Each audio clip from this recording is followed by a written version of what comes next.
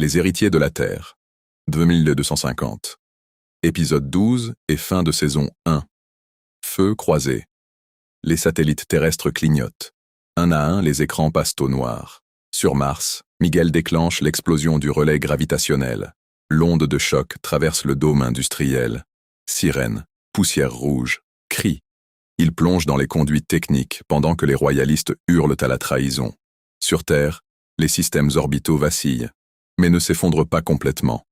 Khaled comprend immédiatement. Ce n'est pas une désactivation totale. C'est une prise de contrôle partielle. Quelqu'un détourne l'architecture elle-même. Terre, quartier général. Fares neutralise 2 agents dans un couloir sécurisé. Il ouvre une porte blindée. À l'intérieur, le conseiller stratégique d'Idriss, calme, en train de transférer des clés de commandement vers une plateforme offshore autonome. Ce n'est pas Mars qui attaque frontalement. C'est une faction terrestre qui veut provoquer un effondrement interne pour forcer un changement de pouvoir. Une guerre civile masquée. Orbite basse. Layla, en combat rapproché contre les cargos martiens transformés en porte-drones, reçoit un nouvel ordre de repli. Elle coupe la communication. On tient la ligne. Ces appareils percent l'essaim ennemi, empêchant le verrouillage total des satellites. Layla détecte des objets non identifiés entrant dans l'atmosphère. Petits, non armés, sans signature explosive.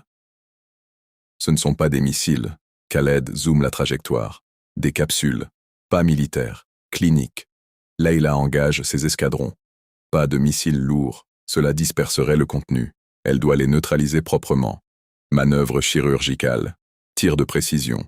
Plusieurs capsules explosent en haute altitude, brûlées avant activation. Mais pas toutes. Salle sécurisée, Aïcha confronte le second traître. Plus haut placé encore. Elle ne le tue pas. Elle enregistre sa confession.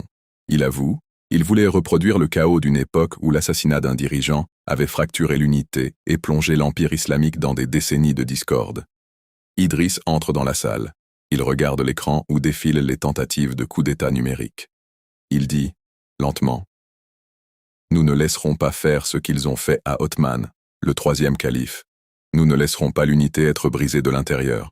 Pas cette fois. Ordre immédiat. Arrestation. Activation des protocoles de continuité. Transmission publique partielle pour couper court aux rumeurs.